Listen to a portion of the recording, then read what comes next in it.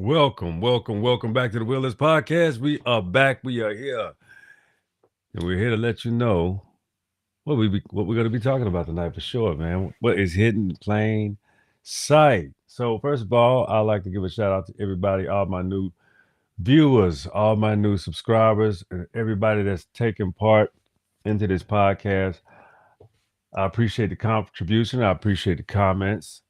And I appreciate everything that you guys are contributing to me. I appreciate that, all of it. And also, I want you to guys, if you want to support, show me you support show. Go ahead and go to willispodcast.com and get you some merch.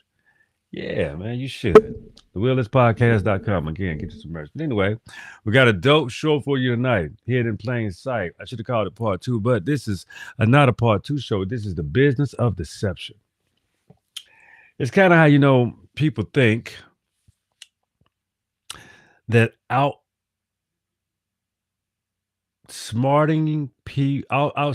someone has to do with lying to them. See, that's not an equivocation or an equivalency at all, none whatsoever. See, the thing is, people don't always hide corruption and darkness. They don't. Sometimes they place it directly in front of the world, or relay or distract the reputation of repetition, fear, entertainment, and confusion to keep people from questioning it. So when you have a conglomerate, it's like a brute force attack. When you have a conglomerate of information telling you something that you know is false, but everybody keeps saying it's true. And everybody wants to force it down your throat and tell you, this is just the way it's going. This is the new wave. But you don't think it's cool, but somehow you just kind of like, damn, I wonder why I'm starting to like this, because you keep hearing this shit everywhere. It's a brute force attack. And then you have to tell yourself, I know I don't even like this, because you're starting to, when you start catching the rhythm or thinking that shit is a real tune, you're like, hey, man, this is kind of snappy, but you really don't like it. At least that's what you tell yourself. But the problem is who controls the information and how it's being displaced. If you understand what I'm saying. But the thing is, we want to dive into how manipulation works in the government, media systems, corporations, social media networks, and even everyday relationships. We want to explore how fake narratives often repeat so long that people begin defending them emotionally instead of questioning them logically. You start defending things and you don't even know why you're defending that shit. It's garbage. It's nothing, but you start to buy in, So what happens when lies become profitable? And there goes accountability. But what happens when that happens? What happens when deception becomes a culture? All the scammers, a lot of people that move to this country, a lot of even Americans, they put them on to some things, and some type of some things that people do. You have to extremely question it, like how they, when it comes to taxes, when it comes to the viability. You don't have to question none of this, because one thing is not your business. But what I'm trying to get to is the shit that people do in the dark is all going to come to light anyway. You can't keep hiding the bullshit that you do, because somebody will come knocking on your door if you understand where you at. This is not your country that you can go, that you can do shit and you ain't got to see about nobody. They will come see about you, for real though. So what happens when manipulation, what happens when you participate in manipulation, when pretending they don't see it? People just turn a blind eye. But the world hides things in plain sight. That's what we always discuss right here on this podcast. They hide a lot of things in plain sight. So let's get to some new. Let's talk about some things that we ain't seen in a while.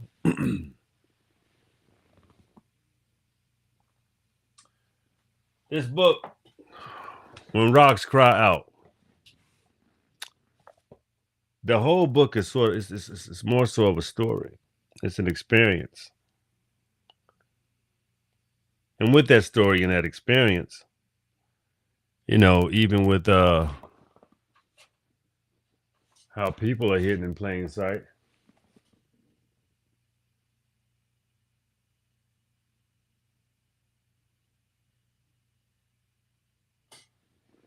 Hold on, let me see what's going on here.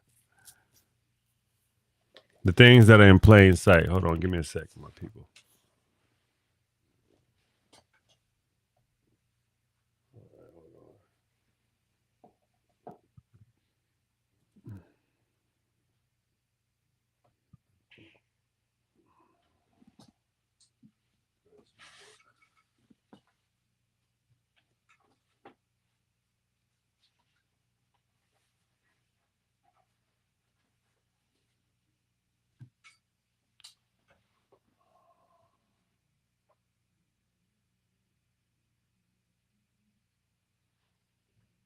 Yeah.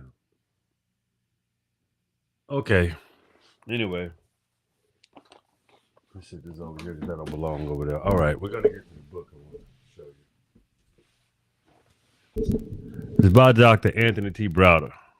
This book here, Egypt on the Potomac. You see that? Egypt on the Potomac. I haven't went through this book in a while, but I just wanted to show you guys how even the things that you don't know. But let me give you the opening of this book. This is the introduction. Everyone knows. I smell incense. Oh, shit. It smells good. Okay. Well, hey, everyone knows that Washington, D.C. is a city of secrets. There are secrets in the White House, the Capitol, and the Supreme Court. There are secret files in the Pentagon, the FBI, CIA, NSA, and a veritable alphabet soup of federal agencies. Yet, the greatest secrets in the national capital are not locked in a vault under 24-hour guard. Washington's greatest secrets are in plain sight. They are the secrets of ancient Egypt and its influence on the development of the United States and the capital city. These secrets were embodied in dozens of monuments that are visited daily by thousands of tourists. They are available all over to see. When you think about it, what better place to hide secrets than to put them where everyone can see them? Placing secrets in the open sometimes renders that invisible to the public. This strategy is particularly effective when the public lacks the information to interpret what they are seeing. So, the power in repetition, we talk about it all the time, but it can be used both ways. Let me explain why. Repetition narrative becomes accepted as truth. A repetitive narrative. If you keep on hearing it and somebody keep on saying it, you're gonna start believing it. Oh, that's what they say. Ain't that what it is? That's what they say. Mm-hmm. Yeah, okay. But think about it. By learning to decode the symbols and embedded in the buildings and their surroundings, you can read them as easily as you would read a book. This skill is not difficult to master. It is similar to learning a new language. You begin to learn the alphabet and its simple works and the simple sentences offer simple sentences. After a while, you'll be able to read the landscape and the city and the nation and the story that previously hidden suddenly reveals itself to you because you have to know what you're looking at. You have to be educated about certain things to open up your brain to understand even the kind of land that we live on and why certain things are actually man-made, but look as if it's woven into the planet or the earth. Okay, so I'm not going to read this portion of this because I don't agree with certain elements, because a lot of this stuff, when he talks about what is in Egypt, it was actually in the Americas first. So, but we will talk about this. The sample of Tekkenu throughout the world. Tekkenu Kemet civilization, the Kemetic civilization globally. So even in modern times, if you talk about Karnak in Egypt, Rome, the Vatican City, Paris, and DC, which are city-states. It's 3 city-states. Paris, the Vatican City is one, Rome and DC. I know Karnak isn't, but Rome, the Vatican, DC, and Israel, those are Israel was trying to promote itself as a city-state at one point in time, which it pretty much is. There are approximately 1,200 Tekkenu built in the Kemetic ancient times, but only about a dozen are found in Egypt today. Many of the Tekkenu removed from Egypt is now in Istanbul, London, Paris, Berlin, New York, Rome, Vatican City, and elsewhere throughout the world. The Tekkenu are now called obelisk by the new owners. For known, few know the origins or the symbols and resurrections of the African king Asar or American.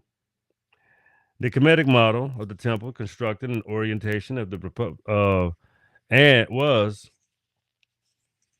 replicated in the design of cathedrals of churches built through Europe during the Middle Ages. A property constructed church was built on this sacred ground with its entrance facing the west and the Holy of Holies. And in the east were many scholar temples of Kemet. The two steeples built in front of the European churches were modifications of the Tekkenu that stood in front of Kemetic temples. Many European churches worshiped Aset and Heru, but they referred to them by their new European names. Dozens of their children throughout the European honored Black Madonna and Child, and were later known simply as the Madonna and Child. Nowhere in the story where Asar, Aset, and Heru were more firmly entrenched in the culture of the nations of the United States, America. And I wonder why. See, that's why he's telling us, he's connecting this to Africa, when in all actuality, a lot of that stuff began here. Let's take a look at what's going on real quick. What's happening here? All right. Okay, somebody's doing something. Yeah, they're doing work. All right. Anyway. Okay. So check it out. This book, again, I want to show you this book again. Egypt on the Potomac. Very good read. I just had to show you some parallels. But there also, when I tell you there are parallels, we can talk about, again, ancient Egyptian maids. So we'll get back to that in a minute. Let's get back to what we're doing the show about. But this does have everything to do with deception and how, even with well-read scholars, and there are always new things to learn, and that you got to understand, you got to learn things from the origins. They didn't understand. They didn't put the two and two together quite well in some instances. A lot of the old Egyptian quote unquote scholars, not Egyptian, but Egyptologists, scholars, what have you. Okay, but the thing is, we was talking about power and repetition. Fear-based headlines keep people emotionally reactive. That's why we got so many of them. But if you can't read between the lines, they're going to wear you out. Because it's almost like pushing your mental to the brink of what the hell is going to happen next. But the thing is, if you think about the world and in the times of the world, they have to keep these repetitive things up in all the time. So when you get older, you understand how repetitive and how ridiculous a lot of these times are when they push out this type of information, all this end of the world. So it keeps people in a reactionary state of being, always stressed.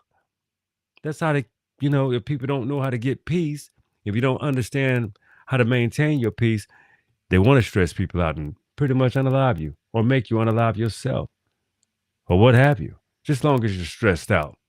You dig it? So check it out. Many people stop researching and only repeat what they hear. I advise people to. That's why I show you books. That's why I show you. I don't just run my mouth. I like to show you. I like to give you examples. I like to give you sources, resources, and to show you things that you can actually purchase for yourself. You understand? So make sure you hit that bell. Make sure you hit that like. Make sure you holler at me, man. Make sure you let me know what you want to talk about when it comes to this good news, the good knowledge, the real stuff. Okay, but misleading leaders in political theater, that is a problem. That is a real problem. We're going to get to the book in a minute, but that's a serious problem because some politicians sell emotions instead of solutions. That's what they all do now. They sell sheer emotion to piss you off, stress you out, and make you feel like everything is doomed. But that's when you have to dig deep, hunker down, and hustle a little harder. We all have to. It's called making sure you're taking care of yourself and your family and stop believing everything in the news and do things for yourself. So you have to pivot. You may have to eat and change up your meals and, eat a little different. But at the end of the day, don't let things hide in plain sight. Keep your eyes open and keep your head on a swivel. Public outrage is often manipulated for attention and influence. I keep telling you, they want your ass stressed out. Politics can become performance art, while real issues stay untouched. All of that stuff that they put on these cable news networks, that's why people come to YouTube to get a different perspective. They come to social media to get a different perspective because a lot of this performative arts is just to keep you out of focus. There are ways to still thrive. There are still ways to achieve things, and there are still ways to keep pushing your head and keeping your mind forward. Get into these new jobs, these new you got architecture out here. Seriously, you do. You have cybersecurity, you have information technology, you got AI. All of these things are on the cutting edge. Learning these tech, learning new tech is just a part of life and how you got to understand to be a part of it. It's not going anywhere. It's only going to get more intrinsic. As you can see right now, even you got 90-year-old people walking around with their phone and on TikTok. They also, doing their thing. And they got something to do. They have lived through so many different ages and times. You know how many times they done heard the world is going to end? Take a person born in the 1940s or 1930s. You know how many times they had to go in bunkers, drills in elementary school? Yeah, they had to do all of that in the hallways. I did it growing up in the 80s and the 90s. Hey, we had to practice, those threats, those different types of threats. Timothy McVeigh, Oklahoma City. We had some wild times in the 90s as well. So if you really think about it and don't let America speed your mind up and you gain that mental level of what you would call news cycle be so fast, people damn near you get amnesia by next week. You cook. You like, oh damn, I don't even remember. I ain't even hear about that because they're pushing the cycle so fast. They want you to only get tidbits of information so that you are again just stuck, paralyzed, not knowing how to move. And then you're stressed out. Then you get, you're so consumed by outside entities, bullshit, that you're not pivoting and thinking for yourself. So dig this. Fake stories and your manufactured narratives. Like, I don't really believe what happened at the White House corresponding dinner. I don't really believe that shit. I just don't. I don't believe it was I think it was staged. That's how I feel. It's all the time. There's always something with this damn president of ours. This dude is always doing some shit. And then there's always some old weird shit happening. Some just weird shit. How many times somebody tried to assassinate him? It's like every time he's in this situation, he pulls some shit like this. It's all it's a stage, man. That shit's staged, if you ask me. It's surveillance culture around here. You see a man running through, you see him zipping through like a little, that dude, he had a little zip on him. He got through everybody. Oh, they like scared him. And then he all of a sudden got caught. So, that's surveillance culture. Oh, yeah, man, please, come on. See, social pressure and herd mentality. Everybody wants to jump on the bandwagon. Everybody wants to be the first to put out this shit. See, I'm not a bandwagoner. I like to talk about what I want to talk about and what I feel is necessary to be shared with you guys. So thank you. I love you and I appreciate you for tuning in to the Willis Podcast, man. Let's keep on getting off. Check it out. People exposing themselves publicly while believing nobody notices. It's the internet. Everybody notices everything. Everybody can take a clip. Everybody can. I mean, come on. You can't. If you're gonna be out here, you can't be acting like, you're You can hide from everybody. Just got to be careful. You got to be studious. You got to be smart. And most importantly, be ethical if you're going to be out here like that for real, though. So, the greatest deception to me is, convincing people they're invisible while they're exposing everything willingly. Like Donald Trump does, like the president, like everybody around him, like Stephen Miller, like damn, this the twerk, Pete Hegseth. I mean, these people are some worthless buffoons. This is crazy. It's crazy how these things happen. Just not qualified. Cash Patel, let me leave him out. Extremely unqualified in its entirety. But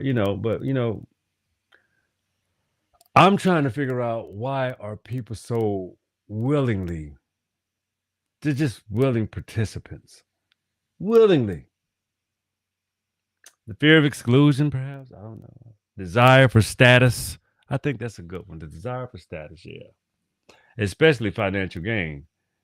When they get in there, they practicing the insider trading inside out. Maybe it's emotional dependency for belonging to something. Regardless of whatever it is, it's just a misplaced love. Or maybe you just like being battered. I don't know. Some people protect lies because their identity depends on them. That's why they protect them. Their identity literally depends on the lie that they perpetuate and hang on. And they want you to feel the same way about the lie that they feel about it so that they can keep on perpetuating the lie. You understand what I'm saying? Keep on perpetuating the lie. Let me make sure my sound is on real good. Let me make sure my sound is on.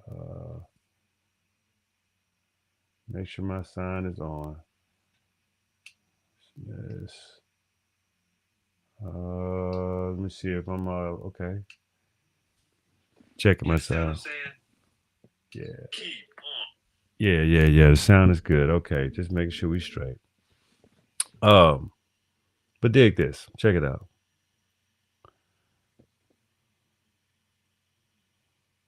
Oh, whoa. We're here. There we go. Yeah. We talked about all of that. People, protecting their lies, just because their whole identity is sad. But I think when people, that's why on the Willis podcast we always talk about discovering your true self, your true abilities, who you are, accepting the truth. Because when you build your foundation on lies, it will crumble. Believe that. The illusion of awareness. People are truly awake. I don't know. I think people are truly opportunistic. Opportunistic. Some are optimistic. So, are people truly awake, or are they consuming just curated outrage? You already saw it happening. You already knew it was going to happen, but you act like you didn't know this was going to happen when that man said what was going to happen. Do people seek the truth or comfort? Think about it. How do people really feel?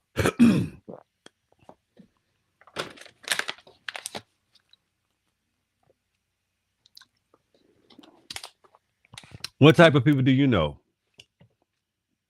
that they feel exactly they do exactly, they are exactly what the hell I'm saying. You know it. When you tell the truth doesn't fear investigation. Systems built on deception, fear, and awareness, and awareness. The moment people began questioning narratives, manipulating weaknesses in people,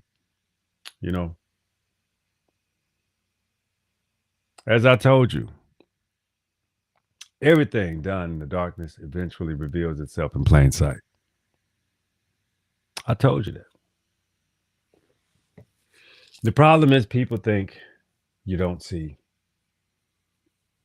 The problem is the American people, especially indigenous Black Americans, were so underestimated. You want to treat us like children, but every day on display, you get to see the media behave like children. We get to see people in Congress behave like children. And then you start to realize, these people have no fucking idea what they're doing at all. When you know you have solutions that will particularly solve the world's problems in 3 days. This is ridiculous. This is the act of not governing.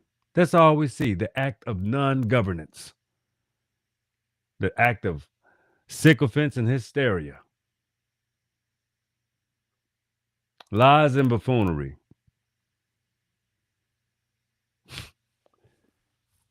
On rotation.